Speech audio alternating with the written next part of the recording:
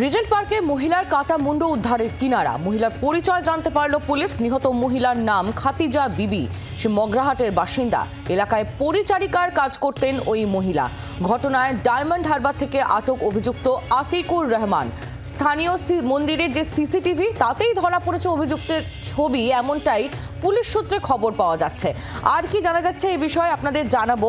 তার আগে আপনাদের আরও একবার জানিয়ে রাখি, রিজেন্ট পার্কে মহিলার কাটা মুন্ডু উদ্ধারের কিনারা। মহিলার পরিচয় জানতে পারল পুলিশ। আরও একাধিক আপডেট পাওয়া যাচ্ছে। অয়ন ঘোষাল আমাদের প্রতিনিধি জানাবেন, বিস্তারিত রয়েছেন আমাদের সঙ্গে সরাসরি।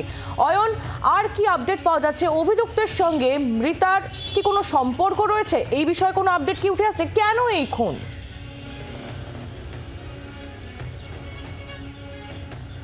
এই যে সিসিটিভি ক্যামেরাটা লাগানো আছে মন্দিরের গায়ে, এটাই কিন্তু শেষ পর্যন্ত আততায়ীকে ধরিয়ে দিতে পুলিশকে যথেষ্ট সাহায্য করলো।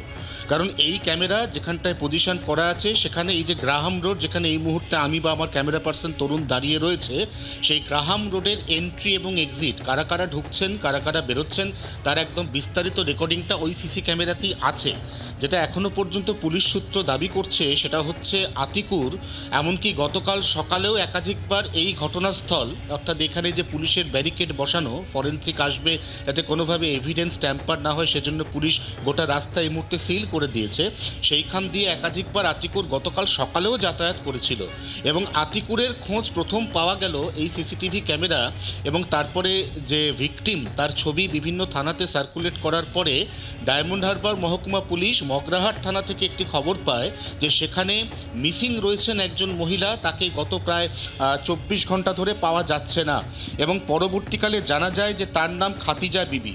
এই খাতিজা বিবি নিরুদ্দেশ হওয়ার পর খাতিজা বিবির বাড়িতে ডায়মন্ড হারবার মহকুমা পুলিশ যায় এবং তারপর জানতে পারে যে খাতিজার সঙ্গে এই যে পেশায় রাজমিস্ত্রি আতিকুর, এর একটা প্রণয়ের সম্পর্ক চলছিল, যে সম্পর্ক থেকে খাতিজা দীর্ঘদিন মাস 3 আগে থেকে বেরিয়ে আসার চেষ্টা করছিলেন বলে পুলিশ জানতে পারছে এবং সেই কারণে আক্রোশবশত আতিকুর এই কাজ ঘটিয়ে থাকতে পারে এমনটা প্রাথমিকভাবে ধারণা হয়েছিল পুলিশের।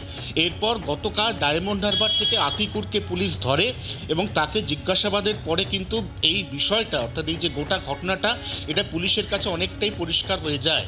এই মুহূর্তেও টানা জিজ্ঞাসাবাদ চলছে আতিকুরের এবং এই মুহূর্তে পুলিশের কাছে সবথেকে বড় এবং প্রধান প্রশ্ন দুটো। একটা হচ্ছে মোটিভ, যার প্রাথমিক একটা আভাস বা অনুমান পুলিশ পেয়েছে, আর একটা হচ্ছে খুনটা কোথায় হয়েছিল। এবং তারপর যেটা পুলিশ জানতে পারছে, যেহেতু পেশায় রাজমিস্ত্রি, অতএব তার কাছে করাত বা ওই জাতীয় কোনো যন্ত্র সেটা থাকা খুব একটা অস্বাভাবিক নয়। এরকম কোনো একটা যন্ত্র দিয়ে সে এই ধর থেকে মুন্ডটাকে আলাদা করেছিল। এবারে কোথায় খুন হয়েছিল এবং দেহের বাকি অংশ কোথায় রয়েছে, এই দুটো জিনিস এই মুহূর্তে পুলিশ জানতে একটানা জিজ্ঞাসাবাদ করছে আতিকুরকে এবং মোটিভ সম্পর্কে পুলিশ প্রাথমিক ধারণা পেয়েছে। এই মোটিভটাকেও আরও স্পষ্ট করে পুলিশ জানার জন্য একটানা জেরা চলছে আতিকুরের। একেবারেই অয়ন, তুমি নজর রাখো। ধন্যবাদ। অয়ন ঘোষাল আমাদের প্রতিনিধি ছিলেন আমাদের সঙ্গে। বাংলার আওয়াজ, বাঙালির আবেগ, জি 24 ঘন্টা।